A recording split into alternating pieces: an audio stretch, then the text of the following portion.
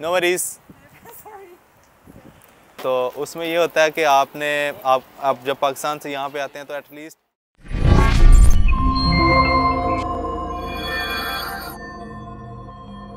अस्सलाम वालेकुम जी, मैं उम्मीद करता हूँ आप सब बिल्कुल ठीक ठाक और खैरियत से हैं। आज मैं जिस जगह पे मौजूद हूँ ये मेरा यूनिवर्सिटी का एरिया है और टॉपिक का टाइटल आप लोगों ने ऑलरेडी पढ़ लिया है कि यूके में आने के बाद आप लोगों को किस तरह के प्रॉब्लम्स फेस करना पड़ते हैं। टॉपिक के ऊपर आने से पहले मैं आपको आज का वेदर बताता चलूँ कि बहुत ही शानदार किस्म की धूप निकली हुई है और विंटर सीज़न के बाद जब आपको इस तरह का इन्वायरमेंट मिलता है तो वो बड़ा ही खुशगवार होता है और अच्छा लगता है। समर जो है वो स्टार्ट हो चुका है और आप देख रहे हैं ट्रीज़ और इन्वायरमेंट, वेदर ओवरऑल जो कि बहुत ही खूबसूरत नज़र आ रहा है। बड़ी प्यारी हवा चल रही है और धूप जो है वो बड़ी अच्छी निकली हुई है। तो ये लोग इस चीज़ को बड़ा इंजॉय करते हैं और इस चीज़ से भरपूर फ़ायदा उठाते हैं। आज का जो टॉपिक है वो ये है कि स्टूडेंट्स जब यहाँ पे आ जाते हैं यूके में लैंड हो जाने के बाद उनको क्या क्या इश्यूज़ फेस करना पड़ते हैं। तो सबसे पहले जो मैंने फिगर आउट किया है वो अकोमोडेशन का है। आप जब यहाँ पे आते हैं तो आपको ज़ाहिरी बात है अकोमोडेशन चाहिए, आपने कहीं ना कहीं रहना है। तो उसका सलूशन ये होता है कि सबसे पहले ये देखें कि आपका कोई ऑलरेडी यहाँ पे रेफरेंस वाला बंदा मौजूद है। जिन लोगों के तो फैमिलीज़ यहाँ पे रह रही हैं उनको तो इशू नहीं है, मैं उनकी बात कर रहा हूँ जो स्टूडेंट जिसने बिल्कुल नए तरीके के साथ आना है। तो अकोमोडेशन के लिए आप ये देखें कि आपके पास कोई रेफरेंस वाला बंदा है जिसको आप कह दें कि यार आप मेरे लिए मेरे आने से पहले अरेंजमेंट्स कर दें। अगर तो है तो वेल एंड गुड, आप उस चीज़ को यूटिलाइज़ करें, उससे भरपूर फ़ायदा उठाएं और उसके ज़िम्मा लगा दें। अगर नहीं है तो फिर कुछ वेबसाइट्स होती हैं, कुछ मोबाइल एप्लीकेशंस हैं जिस तरह से गमट्री है, स्पेयर रूम है और भी बहुत सारी यूके की वेबसाइट्स आपको मिल जाती हैं जहाँ पे अकोमोडेशन के हवाले से आपको रूम्स मिल जाते हैं। आप उनको बुक कर सकते हैं और अपना ये मसला सॉल्व आउट कर सकते हैं। और इवन मैंने कई ऐसे लड़के देखे हैं जो यहाँ पे आ जाते हैं बट उनको पता नहीं होता कि हमने जाना कहाँ है। तो इवन मेरी आंखों देखा ये किस्सा है कि मैंने एक लड़के को देखा, वो कहता है जी मैं 3 दिन ट्रेन स्टेशन पे रहा हूँ। सेकंड जो आपको प्रॉब्लम यहाँ पे आने के बाद होती है वो होती है होम सिकनेस। होम सिकनेस में ये होता है कि आपको अपने फैमिली, अपने फ्रेंड्स, अपना मुल्क, देश परदेश हर चीज़ आपको याद आती है यहाँ पे आने के बाद। लेकिन इसका सलूशन ये होता है कि आप लोग यहाँ पे आके कुछ दिन एक्सप्लोर करें, अपना इन्वायरमेंट देखें, इस इन्वायरमेंट के साथ अपने आप को यूज़ टू करें। उसके बाद जो है आप अपनी जॉब और स्टडी को देखें। लोग क्या करते हैं कि यहाँ पे आने के साथ ही जो है वो अपनी बर्डन ले लेते हैं, स्टडी का भी, वर्क का भी, एवरीथिंग। लेकिन इस तरह होना नहीं चाहिए और वो फिर इस चीज़ से फेड अप हो जाते हैं, परेशान हो जाते हैं। तो ट्राई करें कि आप कुछ फ्रेंड्स बनाएं यहाँ पे जिनके साथ आप एक्सप्लोर कर सकें, डिफरेंट जगहों पे जाएं। कोई 5-7 दिन एटलीस्ट अपना जो है वो अपने आप को इंजॉय करें, उसके बाद अपना काम करें, स्टडी करें, जो भी आपकी एक्टिविटीज़ हैं वो स्टार्ट करें। तो जो थर्ड इशू आपको फेस करना पड़ता है वो जॉब इशू है। जॉब आपने हंटिंग इस तरह से करनी होती है कि आपने या तो आपके पास रेफरेंस हो, जिस तरह अकोमोडेशन पे आपने यूज़ किया, रेफरेंस है तो वेल एंड गुड, फिर तो आपको इशू नहीं होने वाला। अगर रेफरेंस नहीं है तो फिर आपने वही वेबसाइट्स विज़िट करनी है। इंडीड आपके पास है, इंडीड फ्लेक्स है, इसके बाद टोटल जॉब्स हैं, इसके बाद सीवी लाइब्रेरी है और बहुत सारी ऐसी वेबसाइट्स हैं जिनके ऊपर डेली बेसिस पे जॉब जो हैं वो अपलोड होती हैं। उनको आप फाइंड आउट कर सकते हैं, आप अपनी एक्सपर्टी के रेलिवेंट। और एक बात आपको मैं यहाँ पे हाईली रिकमेंड करता चला जाऊँ कि जब आप यूके में आते हैं तो यूके में आने से पहले एटलीस्ट एक स्किल आप ज़रूर सीखें। कोई एक स्किल आपके अंदर ज़रूर होना चाहिए जिसकी वजह से आपको यहाँ पे कोई प्रॉब्लम फेस ना करना पड़े। आप उस स्किल को यूज़ करते हुए अपने जो एक्सपेंसेस हैं और अपनी जो अर्निंग्स हैं उनको यूटिलाइज़ कर सकें। आप अर्निंग्स उस स्किल से जो है वो हासिल कर सकें। जिस तरह मैं आपको अपना बताऊं कि मेरे पास फ़ोटोग्राफ़ी का स्किल है, तो अल्हम्दुलिल्लाह एक स्किल था तो मुझे ज़्यादा कोई परेशानी नहीं हुई, मुझे कोई ज़्यादा प्रॉब्लम्स नहीं फ़ेस करना पड़े।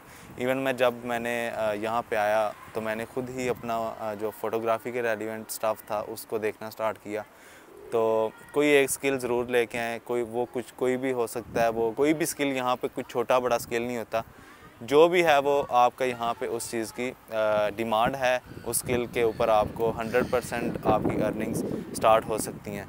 तो ये स्किल की बात होगी। दूसरे नंबर पे अगर आपके पास कोई स्किल नहीं है तो वो आप देखें वेबसाइट्स के ऊपर डिफरेंट वेब जॉब्स होती हैं, वो आप उसके ऊपर सर्च आउट कर सकते हैं। नंबर 4 आपके पास आता है फाइनेंशियल मैनेजमेंट, कि किस तरह से आपने अपने पैसों का जो है वो खर्च करना है। तो इसमें ये होता है कि जब भी आप पाकिस्तान से अगर ट्रैवल कर रहे हैं यूके की तरफ, तो अपने पास कितना एटलीस्ट आप बजट लेके आ सकते हैं। तो लेके आने को तो आप काफ़ी ज़्यादा लेके आ सकते हैं, बट एटलीस्ट आप 2000 पाउंड जो है वो अपने पास रखें, ताकि आपको जो 2 मंथ्स का जो आपका एक्सपेंडिचर्स हैं वो इजीली आप हो जाए। और उसके बाद फिर आप आहिस्ता आहिस्ता अपनी जो अर्निंग है वो स्टार्ट कर देते हैं। तो उसके बाद अपने आपके जो एक्सपेंसेस वगैरह वो निकलना स्टार्ट हो जाते हैं। तो एटलीस्ट आप 2000 पाउंड अपने पास रखें, ताकि आपको 2 मंथ एटलीस्ट टेंशन ना हो किसी भी किस्म की। नंबर 5 पे आपके पास आता है जी आपका टाइम मैनेजमेंट का।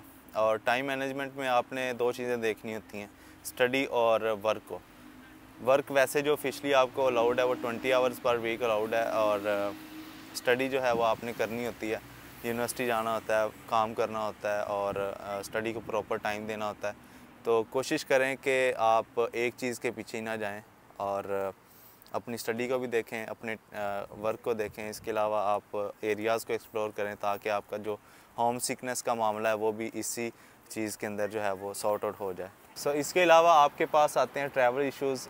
यहाँ पे आने के बाद आपको पता नहीं होता कि आपने करना क्या है, लाइक किस तरह से ट्रैवल करना है। तो ट्रैवलिंग के लिए जो मैं रिकमेंड करता हूँ, जो रीज़नेबल रहता है, वो आपके पास बसेस और ट्रेन्स होती हैं। टैक्सी यहाँ पे मच एक्सपेंसिव होती है, और टैक्सी कोशिश करें कि ना यूज़ करें। पब्लिक ट्रांसपोर्ट यहाँ पे काफ़ी अच्छी है, बस है, ट्रेन है। इसके अलावा जो आपको इशू फेस करना पड़ता है वो फूड इश्यूज़ होते हैं। आप ज़ाहिरी बात है पाकिस्तान से आ रहे हैं और आपको हलाल खाना है, तो हलाल में आपको जो है वो कुछ जगह ऐसी हैं यूके के अंदर जहाँ पे कोई इशू नहीं है। जिस तरह मैं ग्लासगो में हूँ, तो ग्लासगो में तो हलाल का इशू ही नहीं है। मतलब यहाँ पे तो डिफरेंट रेस्टोरेंट्स हैं, बहुत सारे हैं इवन, और इजीली हर चीज़ मैनेज हो जाती है। बट अगर आप यूके के किसी ऐसे एरिया में जा रहे हैं जहाँ पे आपको हलाल फूड खाने का मसला दरपेश हो सकता है, बट उसका जो सलूशन है वो यही है कि भाईजान मामा के पास बैठें 4 दिन, कुकिंग सीखें और किचन को टाइम दें घर पे। क्योंकि जब बंदा प्रोसेस कर रहा होता है तो फ्री होता है, बंदा सारे काम अपने छोड़ के बैठा हुआ होता है।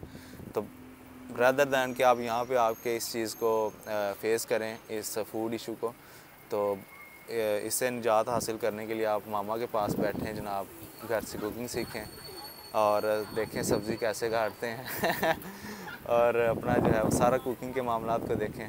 अच्छा, इसके अलावा आप कोशिश करें कि जब यहाँ पे आप आ जाते हैं तो एक्टिव रहने की कोशिश करें हमेशा। थोड़ा सा अगर आपके अंदर शाइनेस है उसको पाकिस्तानी छोड़ें, यहाँ पे आपके थोड़ा सा एक्टिव होना पड़ेगा।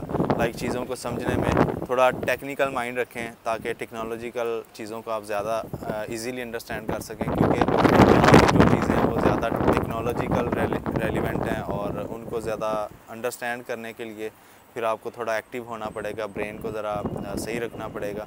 इसके अलावा आपको यहाँ पे वेदर चेंजेस के जो इश्यूज़ हैं वो फेस करना पड़ते हैं। तो जब पाकिस्तान से आप यहाँ पे आते हैं तो आपकी स्किन के अंदर ड्राइनेस आती है, आपको स्किन केयर के रेलिवेंट कुछ अपनी एहतियात करनी पड़ती है। इसके अलावा लोग बीमार हो जाते हैं तो मेडिसिन्स कुछ रख लें अपने पास फ़र्स्ट एड के तौर पे। तो इसके अलावा ये सारी चीज़ें जो अभी तक यहाँ पे मैंने अपना करंट 2 मंथ्स के अंदर फ़ेस की हैं, देखी हैं, तो मैंने सोचा कि स्टूडेंट्स को पहले बता दिया जाए, ताकि आप लोग इस चीज़ को फ़ेस करने से पहले आपको आइडिया हो और उसका सलूशन आपके माइंड में हो। तो नेक्स्ट वीडियो में मिलते हैं फिर इंशाल्लाह, और तब तक के लिए अपना ख्याल रखिएगा, खुश रहें, आबाद रहें। और जो स्टूडेंट्स अपना कोशिश कर रहे हैं प्रोग्रेस करने के लिए, तो उनके लिए सब के लिए मेरी दुआएं आपके साथ हैं इंशाल्लाह। और अपना ख्याल रखें। अल्लाह हाफिज़, टेक केयर।